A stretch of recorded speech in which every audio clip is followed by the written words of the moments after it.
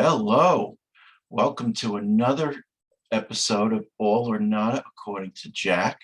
As I promised, I was going to have some pro wrestling content, and as you can see, I am wearing a special shirt called The Legends of WWE.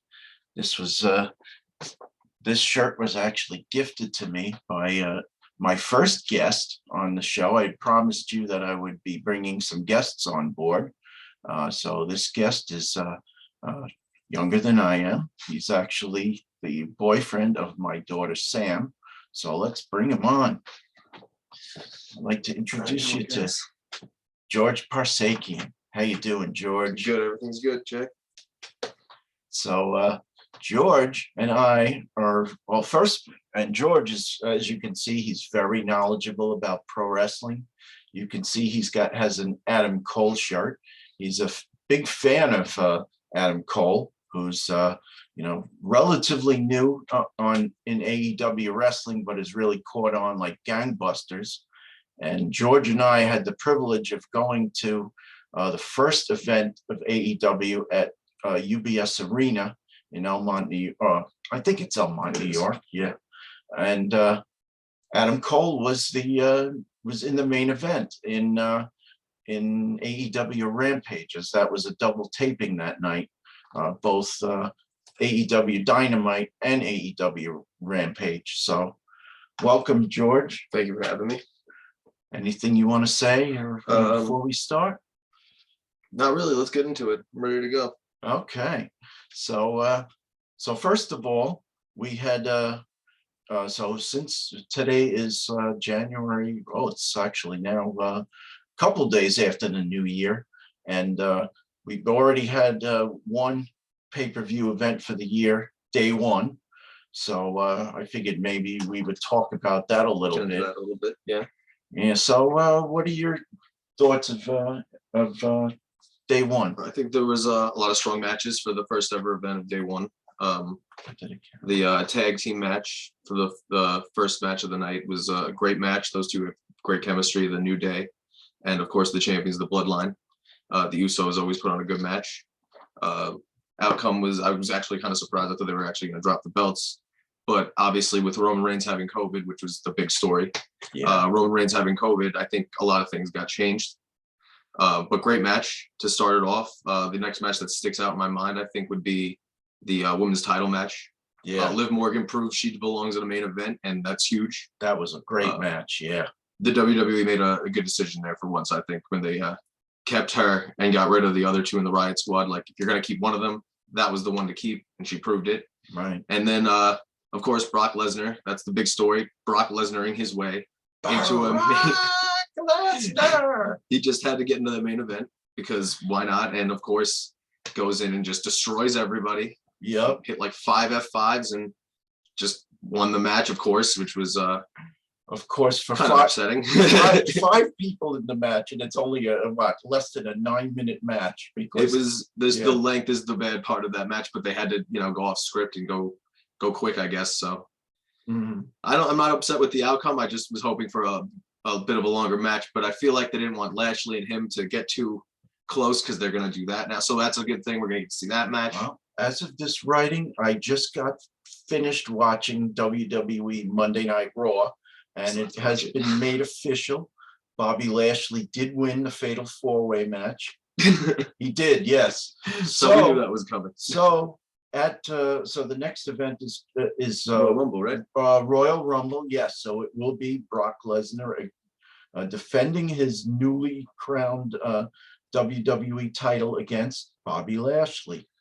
Yeah. I guess they're going to save Roman and Brock for WrestleMania. Yeah. So. Or here's another angle.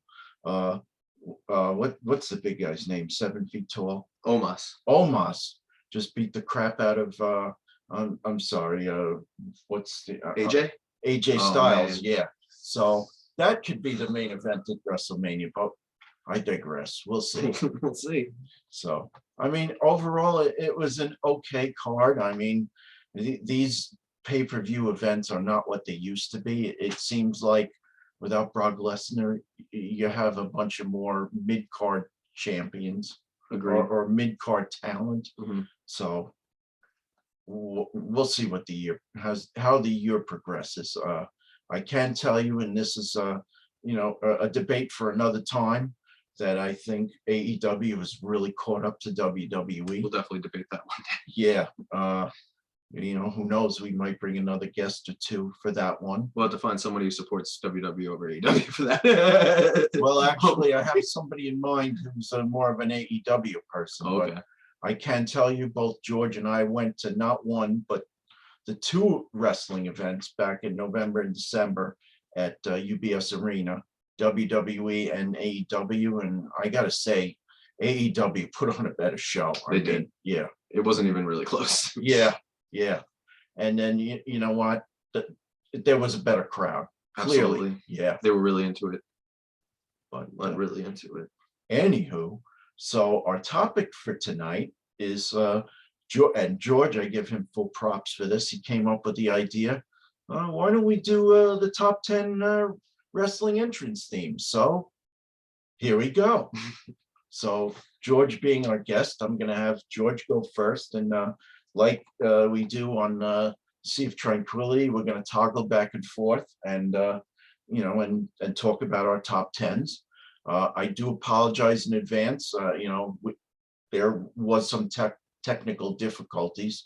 I wanted to have a nice background, but unfortunately, George was like a ghost in that background. So we got to have him showing.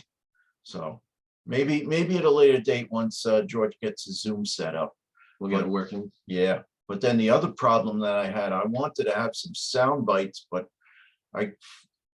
at press time, I could not figure out the right way to get these sound bites in so that it would make it more of an effective top 10. So we're just going to have to go with the wrestlers' names, and occasionally we'll hum a few bars and have at it. So your number 10.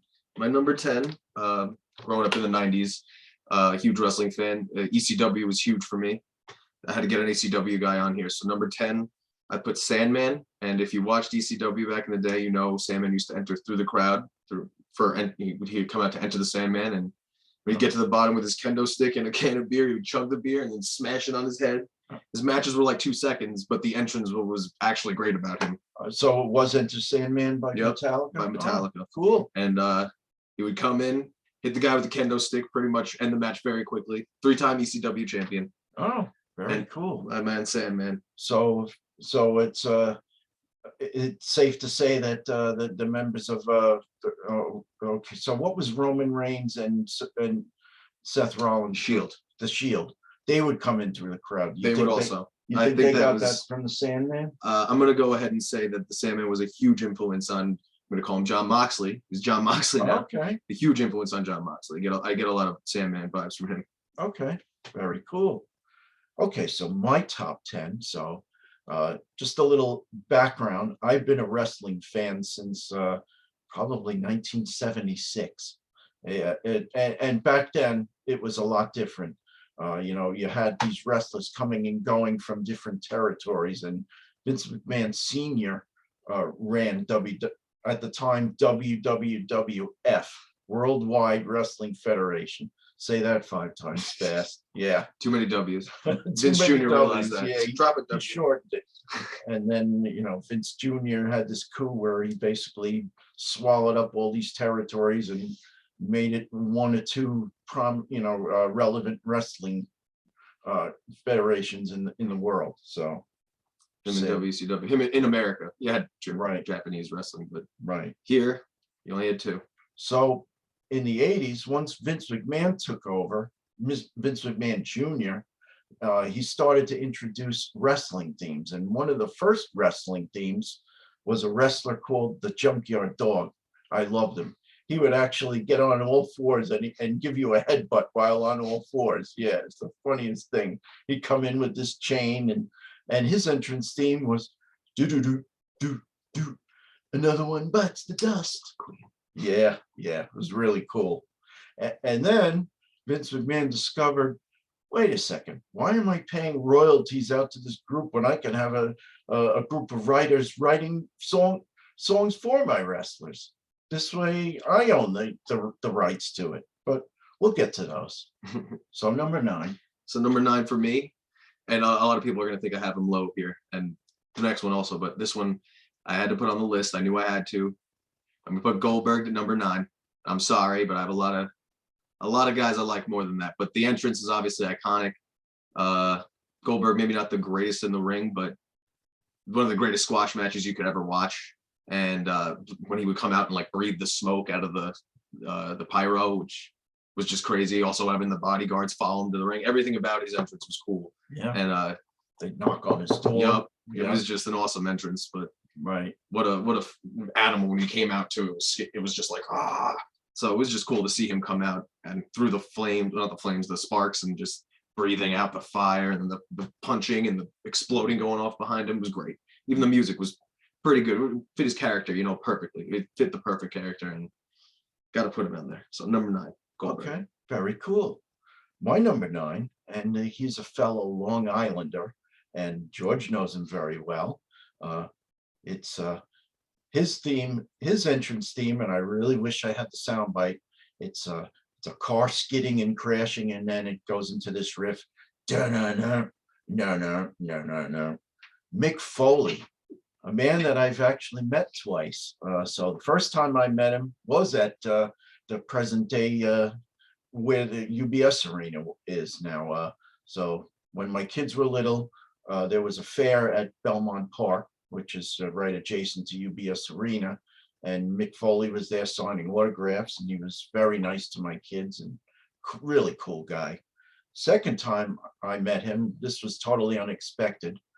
Down at Lido Beach, there was a biker rally to benefit, Toys for Tots and, and whatever other, charitable functions they were doing. And Dee Snider of Twisted Sister was there. That's awesome. I met him, but I did not intend to meet Mick Foley again that day. And that was really cool. I got a picture with both of them.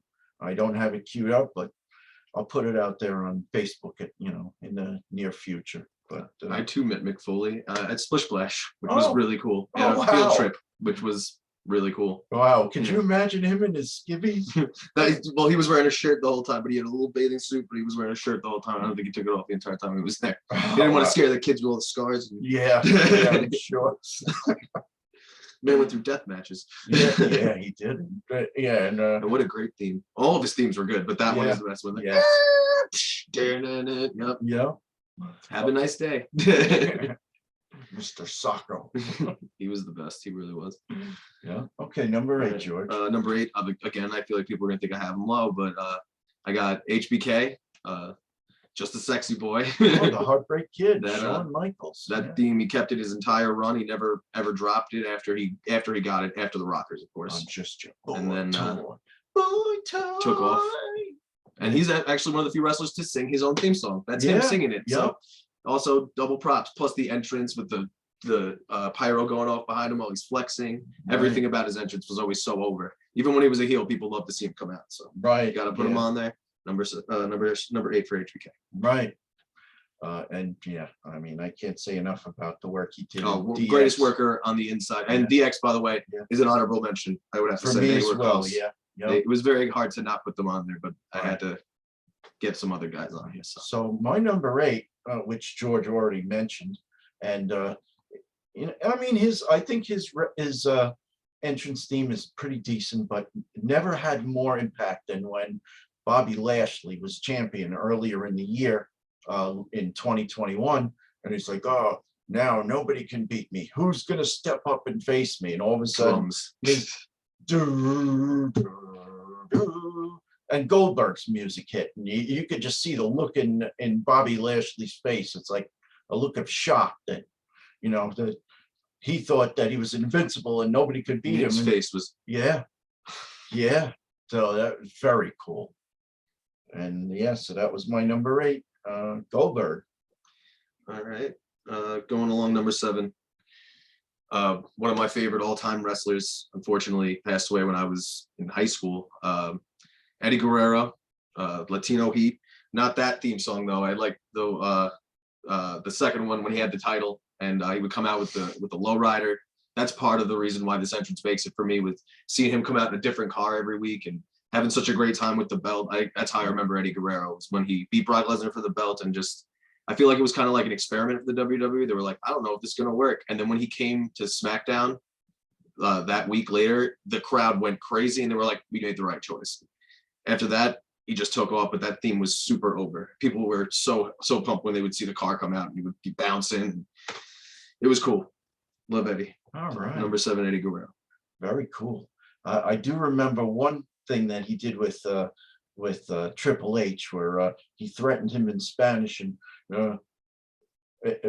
Triple H said, "I don't know what that means, but your ass just cashed it." How does that expression? You just cashed a check that your ass can't cash, or something like that. Yeah. Wrote a check your ass. Yes, there you go. I always screw those up. I can't remember these things. It sucks getting old. You're not Now, old yet. You're not old. Number 7. This is, speaking of old, this is a theme song that I remember from back in my college days, and it's very cool that this recent AEW superstar who set the world on fire by he was out for 7 years, and he joined AEW, and he joined with a really big splash. Of course, I'm talking about CM Punk. He did The best in the world. he did the coolest thing at UBS. He came out to MJF's theme music, and he got the crowd all pissed off at him. I thought that was great.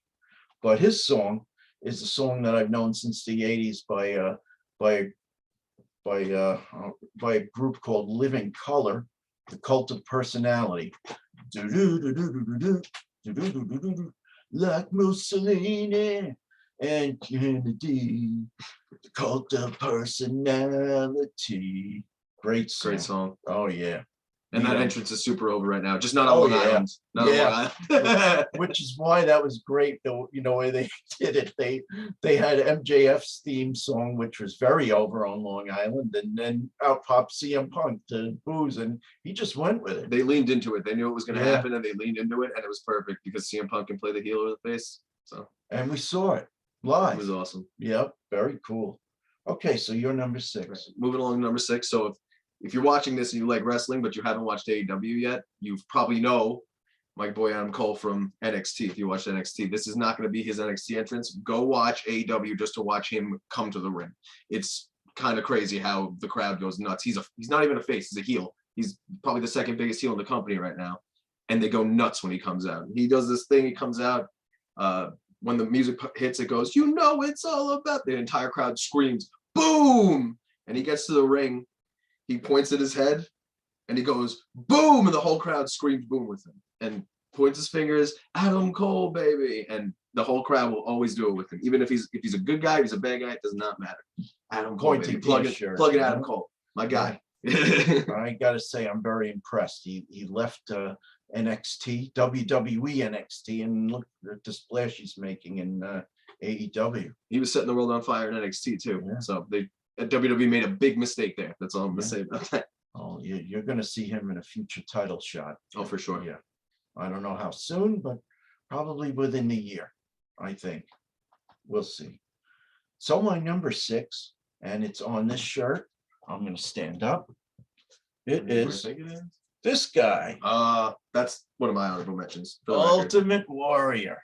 So, I think everybody knows his theme song. It's very simple. Dun, dun, dun, dun. Now, at no time was there a bigger impact than SummerSlam one year. Mm-hmm. So another wrestler that I met one time, and I'm not a fan of this guy at all. I didn't think he was that cool when I met him. The Honky Tonk Man. I actually met him with my daughter Sam at Comic-Con in New York City, and you know what? I went to shake his hand.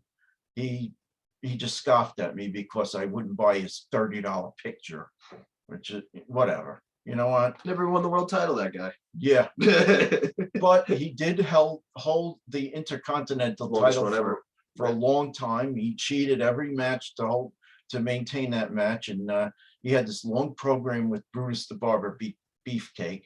And everybody had every reason to believe that was going to be Brutus Beefcake's last opportunity at the Intercontinental title. But what ended up happening that night was that, they kayfabe said, Brutus couldn't appear, so we don't know who the Honky Tonk's going to face. So Honky Tonk gets on the microphone and says, just give me anybody, I'll beat him in 2 minutes. And then all of a sudden, the Ultimate Warrior's music hit, and the Madison Square Garden crowd just went fucking nuts. I watched that very recently, and I just remember hearing the 3 notes, and then nothing. You couldn't hear the rest of the song because the crowd popped so hard for him, and he just the sprint to the ring. That's also iconic. Great entrance. Beat him in under a minute. I still remember Jesse the Body Ventura saying, "Oh, he didn't even let him get out of his Elvis suit." Ventura was a great heel commentator. Oh, he was underrated heel commentator. That was a great moment. So yeah, that was my number 6. Good pick. Yeah. He just missed it for me too. He's right on my cusp. Right. So going to number 5, another current guy who's been around forever. I'm going to go with his most recent theme, which is also go to AEW if you haven't seen it.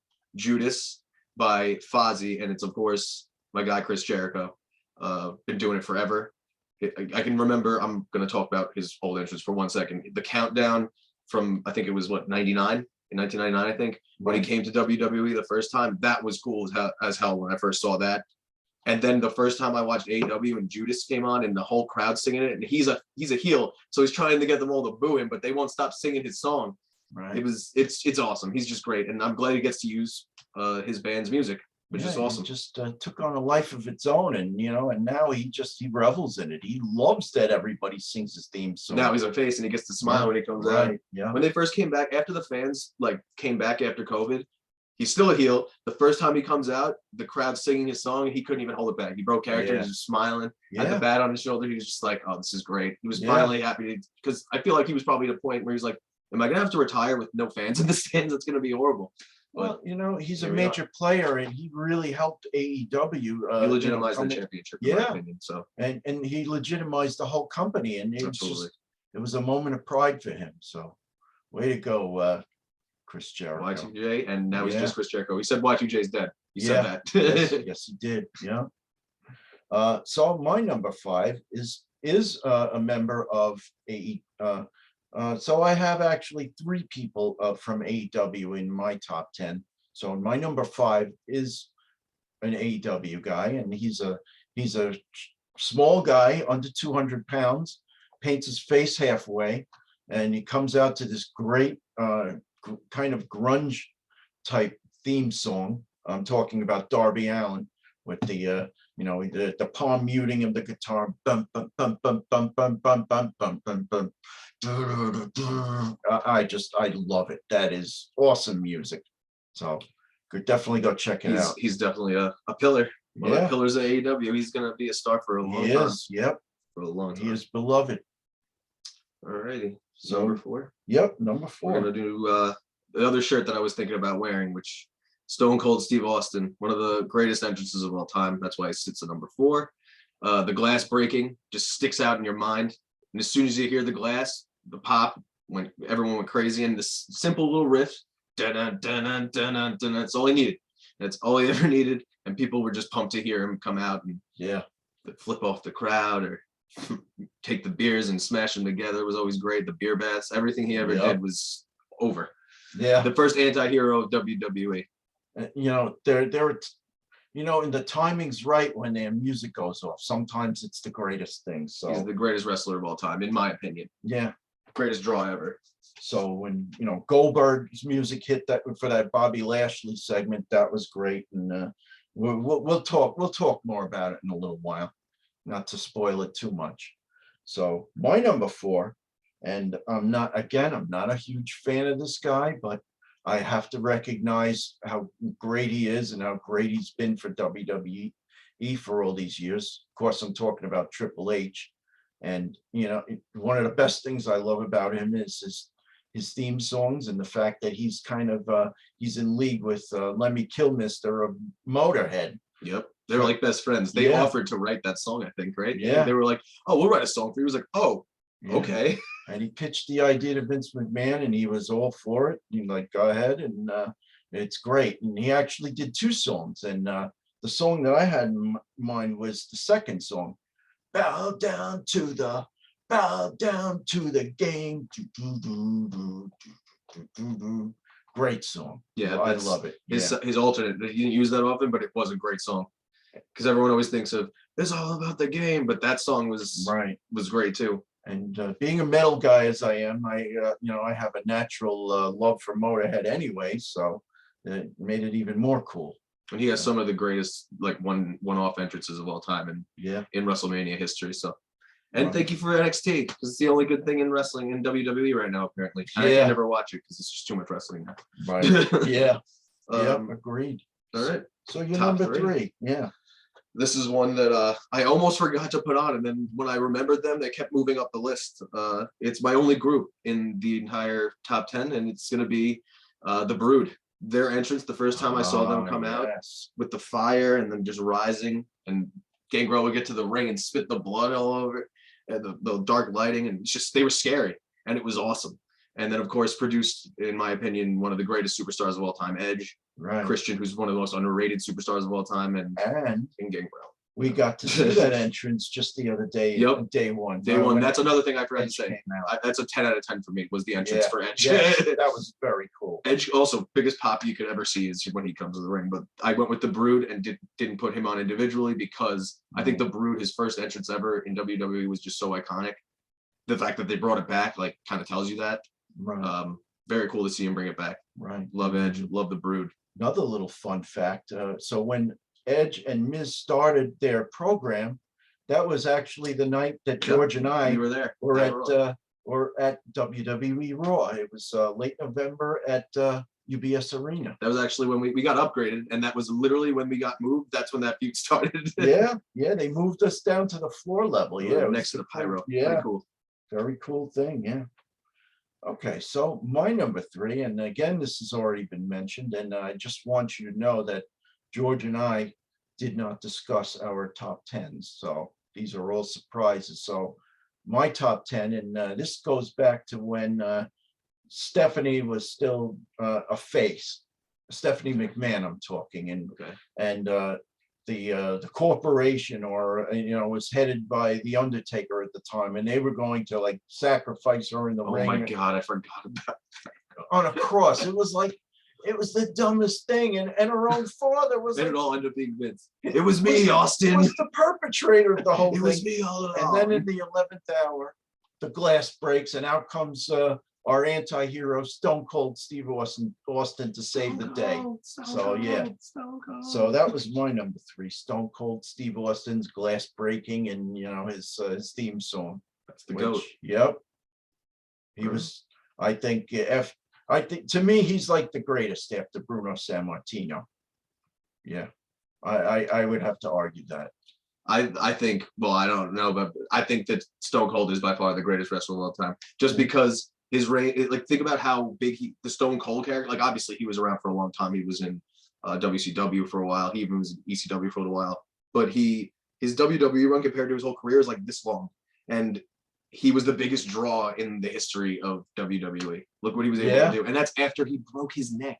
That's what made him so great, was he became a brawler. And he turned it. Anyone else could have been like, this is it for me. He took it and turned it into him being the greatest of all. That anti-hero character and beating the hell out of his boss. But you got to give credit to Vince, because Vince was the greatest heel there of all time. I can argue that Vince might be the greatest heel in wrestling ever. I mean, one of my greatest scenes with Stone Cold Steve Austin was when he attacked Vince McMahon in the hospital bed. That was the greatest. How about Booker T in the convenience store? That was funny. Oh, okay. That one I didn't see, but very funny. But I remember him attacking. He's lying in the hospital bed. He hits him with a bedpan. First he zaps him with the I forgot about that too. Yeah, he chopped him with the refrigerators. Yes. Refrigerators. Yep. Yeah. Too funny. All right, number 2. The first time I'm gonna mention someone you mentioned, and it's the game Triple H. The original theme song that he uses, not his original theme song, the normal one he uses. It's all about the game, not the way you play it. That one? Yep, that one. Okay. And spit in the water, and even though it's not sanitary. Cool entrance. Right. The lights were always cool. Even when he was a heel, I liked him. I always liked Triple H. Even I hated him, but now I look back, I'm like, oh, actually, I loved him because he's the reason why you get to root for the good guys. You don't have a bad guy to fight him. Yeah, that's true. Triple H, number 2, the second greatest heel of all time as well, because Vince, his father-in-law, greatest heel of all time. Right. Number 2. Okay, so my number 2, and again, he's on this shirt as well. See if you can pick him out. This guy. I was just have to figure it out. Bret the Hitman Hart. Yeah, Great song. theme. Yeah, excellence of execution. Not much else to say, but you know, he prided himself on being the best there is, the best there ever was, best there ever will be. You know, great ring tactician. I just, you know what? He was a legitimate champion. I would probably put him just below Stone Cold Steve Austin. And he's up there. Yeah. Unfortunately, never got the drawing numbers, but if you want to talk about a guy that can fight, you could put him in there with a broomstick and he'll get a good match out of it. That's for sure the guy. The greatest wrestler, I think, of all time. Like, actual technician wrestler. HBK is the greatest in-ring performer. He's the greatest technician. Okay, so now, drum roll.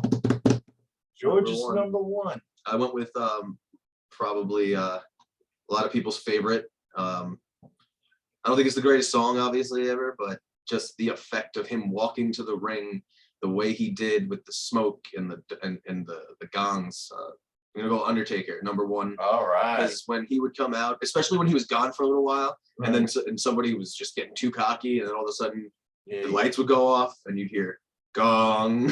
Yeah. And then everyone in the room is like, oh my God. Well, and the guy in the ring is scared. You know, that's what I'm saying. When these ring entrances are used effectively, they can be the greatest thing to get that crowd to pop. And, a lot of people put Undertaker as the greatest of all time, and I'll say he's got some of the greatest matches of all time, and he's definitely top 5 for me on the Mount Rushmore, top 4 probably. Right. He was amazing. I'm very upset when he retired, but it was time. You know, it's just a shame that he wasn't around in the time of this guy. Oh my God, could you imagine him? Oh, you know what's too bad, actually? I'll say this. Let me say this real quick, because another guy that almost made it was Sting from WCW. That was Vince McMahon dropping the ball. How do you put him against Triple H? The one time that Sting comes to the WWE in WrestleMania, you put him against Triple H.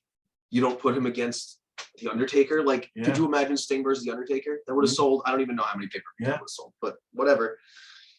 Moving on. Okay, so my number 1, and this has already been mentioned, and this person, he's another wrestler that I met, and he was the coolest guy. I met him, and actually Pete Pardo and I met him at the same rock concert in Manhattan. It was at a place called Roseland, and it was a band called Dream Theater. I'm sure people are familiar with Dream Theater. And in walks this guy right off the street, Chris Jericho, the coolest thing. And he was the nicest guy. Very, you know, I actually talked to him for a few minutes, not just about wrestling, but also about rock music. And he knew some obscure bands that I had mentioned to him. And he signed my my ticket stub. I don't know if I still have it, but so again, his latest theme music, Judas, in my mind. Yeah, it's just awesome. Kick-ass song. Go check out the song even if you're just watching this video and you're not even into wrestling. Go check out that song. It is a kick-ass song. Definitely Fozzie's best song. Yeah. Unfortunately, when George and I went to see AEW at UBS, he wasn't there. He was actually, I think, in UK or Ireland. Yeah. He was in the UK with his band Fozzy touring. Yeah. I realized it like 3 days before. I was like, oh no, he's not going to be there. But well, that's okay. Next time he'll be there. We'll see him again. But he did make his return last week, chasing off the bad guys with his bat. So it was cool to see him back. He's the best. And of course, they had to play his music before he ran out. And the whole crowd sang it. Yeah. He is literally gonna go down as they're gonna look back and go, he was underrated, kind of. Like when you look back, it's like, look who carried AEW. When AEW is a huge company in 15 years, they're gonna look back at the beginning and go, that's why. Because you had Chris Jericho out here putting over all these guys. Even when you lost, it felt like when you were losing to him, it was still getting you the rub. That's a great champion. Yeah. And when he was time for him to lose it, he had no problem losing it. Yeah. That's a great champion. Oh yeah, Also the first ever undisputed champion that's in right. WWE history. And who did he beat? He beat Hangman Adam Page. oh for this one. I'm saying the first undisputed WWE champion. Oh. He beat The Rock and Stone Cold Yes, in he the did. same night. yes, he did. Yeah. So that's great stuff. So I hope everybody enjoyed this episode, and I want to thank George for being my first guest. Thank you. And just remember, guys, Adam Cole, baby. Yes, Adam Cole. And anybody who's curious, so reading from right to left, the Macho Man Randy Savage, Andre the Giant, Jake the Snake Roberts. So then we have Ultimate Warrior, Bret the Hitman Hart, and of course, Rowdy Roddy Piper. A lot of people think he's the greatest heel of all time. Yes, He's up there. he was. Yeah. Maybe another episode we'll talk about his episodes of Piper's Pit. They were like masterpieces, pretty much Yep. all of them. Yeah. And Chris Jericho stole that from him when he did Raw as Jericho. Yeah. He didn't steal from him, but he did the same kind of deal, and it You was know what? felt the second best one ever. I would Yeah, say. it was Super good, Roddy but Piper. nobody will have the impact that Roddy No. Piper had. You know, he was Brutus Beefcake also Yeah. with he had a lot of iconic moments. Right. He created Shawn Michaels HBK. right. But you know, he had the most natural heat, and yeah, I mean, people really yeah. hated him. But you know, he was as funny as hell. Some of the things. Also, best name, Piper's Pit. That's the best name. Yeah, of anything. no. And then when he became a face, then he was an asshole to all the bad guys, which made it even better. Yeah. Yep. And he was able to flip, and it was perfect. He was Right. great. So there you Right. have it. So I want to thank everybody for watching. I want to thank George for being my first guest Thanks for on having me. All or Nada. And you know, we're going to do this again real For soon. sure. For sure. So Definitely. have a good one, everybody. Good night, guys.